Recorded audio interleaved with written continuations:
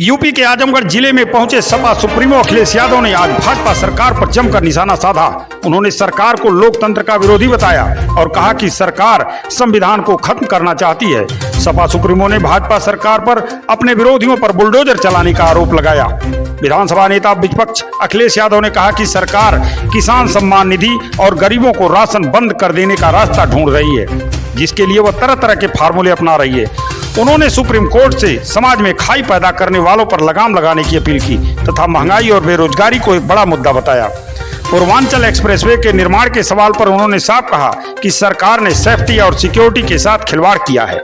अखिलेश यादव ने कहा कि भारतीय जनता पार्टी फाइनेंसर व स्पॉन्सर की सियासत करती है। सरकार को आगाह किया कि महंगाई पर सरकार काबू करे, अन्यथा श्रीलंका की स्थिति हो जाएगी।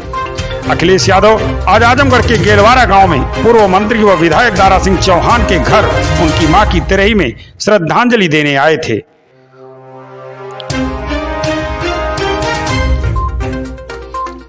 उन्होंने गाजीपुर में भाजपा अध्यक्ष ओम प्रकाश राजभर के साथ भाजपा कार्यकर्ताओं के व्यवहार को लेकर कहा कि सरकार लोकतंत्र को खत्म कर रही है। उन्होंने और क्या कहा, सुनिए आप उनकी बात। आज पूर्व मंत्री दारा सिंह चौहान जी के परिवार के कार्यक्रम में मैं शामिल होने आया हूँ। 13वीं का कार्यक्रम है। इनके परिवार के बीच में इनके माताजी और पिता कुछ वर्ष पहले नहीं रहे, इसके कारण ये कार्यक्रम भी नहीं कर पाए। आज इन्होंने इस कार्यक्रम में शामिल होने का मुझे मौका दिया। हम सभी समाजवादी लोग इस कार्यक्रम में शामिल होने आए। आजम खान साहब को कल और राहत मिल गई थी हाई कोर्ट से, उसके बाद उत्तर प्रदेश सरकार ने एक और मुकदमे में फंसा दिया, जिसमें सुप्रीम कोर्ट ने फटकार लगाई और कहा लगातार इस तरह का देखा जा रहा है, 17 को अगली सुनवाई होनी है। मुझे उम्मीद है कि जिस तरीके से माननीय सुप्रीम कोर्ट और हाई कोर्ट में बहस चल रही है, बहस भी पूरी हो चुकी है। बहुत जल्दी आजम खान साहब बाहर आएंगे और सरकार की लगातार ये कोशिश रही है कि उन पर इतना दबाव हो, कानूनी इतना शिकंजा रहे कि वो बाहर ना निकल पाए। हमें उम्मीद है, समाजवादियों को और पूरी जनता को उम्मीद है कि उनके साथ न्याय होगा। अखिलेश जी, केंद्र सरकार ने टिप्पणी की है कि जिस तरह से सरकार है केंद्र सुप्रीम कोर्ट ने किया कि देशद्रोह के मुकदमों का दुरुपयोग कर रहे हैं, इस पर समीक्षा करनी थी। ये जब से भारतीय जनता पार्टी की सरकार बनी है, अपने पॉलिटिकल लोग जो उनके खिलाफ हैं, जो पॉलिटिकल लोग हैं, उनके ऊपर इस तरह के मुकदमे लग रहे हैं। मैं बधाई देना चाहता हूँ कि ऐसा फैसला आया है कि इस तरह के मुकदमे ना लगें और राजद्रोह जैसे गंभीर मुकदमे जो लगाए जा रहे थे, ये भारतीय जनता पार्टी जब से सरकार में आई है, इस कानून का ज़्यादा दुरुपयोग हुआ है। मुझे याद है जिस समय किसान निधि का फैसला लिया गया था, सरकार नहीं चाहती है किसानों को सभी को मिले। जिस समय योजना बनी थी, वो सभी किसानों की मदद के लिए योजना बनी थी, क्योंकि इनके पास बजट नहीं है। ये सभी किसानों को नहीं देना चाहते हैं, इसीलिए समय समय पर ये जांच कराते हैं, जिससे इनका बजट ज्यादा खर्च न हो। सर, पूर्वांचल एक्सप्रेसवे पे चलकर आए और एक को इन्होंने खराब कर दिया। मैंने कई बार कहा और फिर कहता हूं, आप बीजेपी से कैसे उम्मीद कर सकते हो अच्छे एक्सप्रेसवे बनाने की? ये पूर्वांचल एक्सप्रेसवे देश का सबसे अच्छा एक्सप्रेसवे होता, सबसे अच्छी राइडिंग क्वालिटी होती। इन्होंने सेफ्टी और सिक्योरिटी के साथ खिलवाड़ की है। सेफ्टी इसलिए क्योंकि जो मीडियन होता है, जो डिवाइडर होना था, वो 12 से लेकर 14 मीटर का होना चाहिए था। पता नहीं किस चिट्ठी से, किस पत्र से इन्होंने उसका डिवाइडर कम कर दिया। और जो राइडिंग क्वालिटी है, बताइए, अभी काम चलने लगा सड़क पर। अगर आप भूल जाएं कि आप पूर्वांचल एक्सप्रेस में और आपको याद रहे कि आप आगरा लखनऊ एक्सप्रेस वे में हैं, तो हो सकता है आपकी कमर या सर गाड़ी से टकरा जाए, छत से टकरा जाए। भैया, हमारे एक साथी ने बुलडोजर की बात की। कानपुर देहात में एक गरीब अपना काम करने गया, मजदूर सब्जी बेचने गया, जब घर लौटा तो उसका बुलडोजर से घर तोड़ दिया गया। ये सरकार बुलडोजर चला करके डराना चाहती है। और खास करके मुसलमान भाई और खास करके जो उनके दल के नहीं हैं उनके ऊपर बुलडोजर चल रहा है, चिन्हित करके बुलडोजर चल रहा है। यहाँ पर एक यूनिवर्सिटी है जिसका सम्मान न केवल आजमगढ़ में है, प्रदेश में है, देश में अशरफिया यूनिवर्सिटी का और इंटरनेशनल यूनिवर्सिटी है जिसकी पहचान एक अलग है।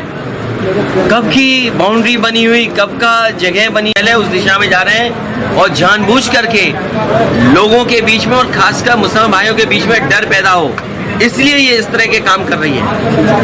सुप्रीम कोर्ट के तमाम फैसले हैं जिसमें ये कहा गया है कि पुरानी चीजों से छेड़खानी नहीं हो सकती।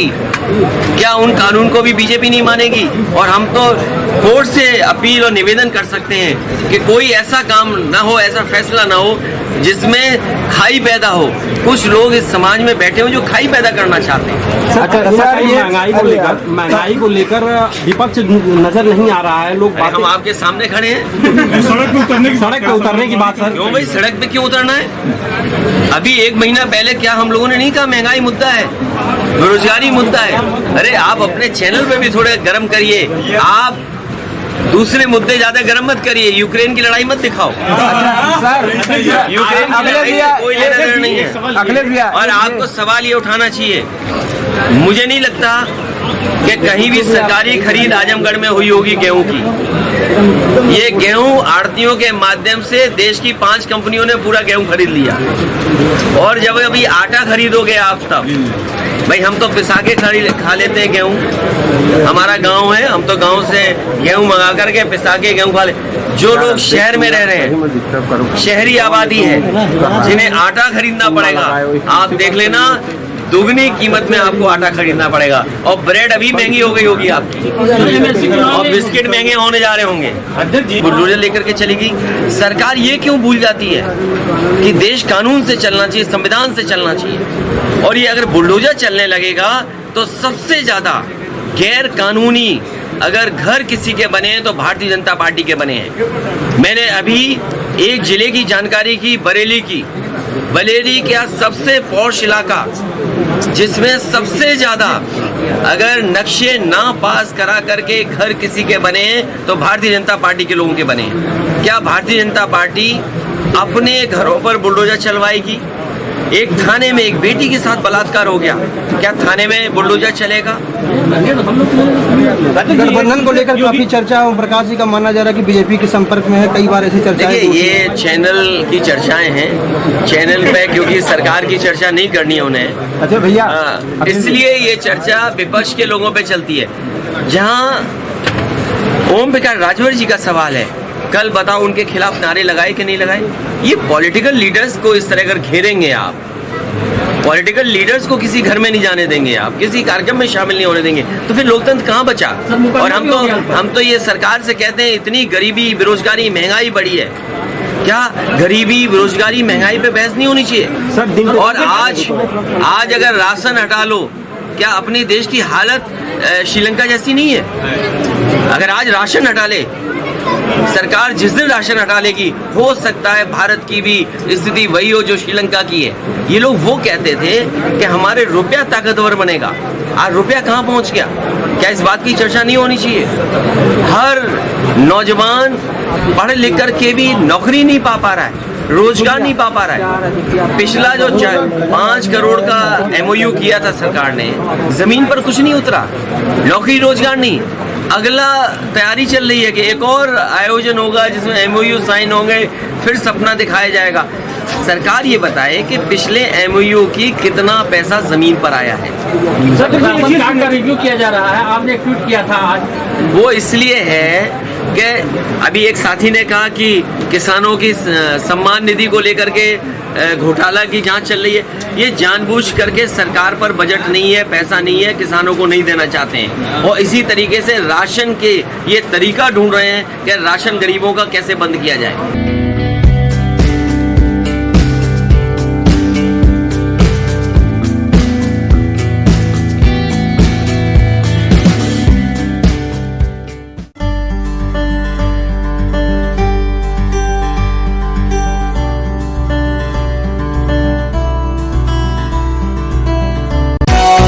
We have wings, we can fly, look at the world.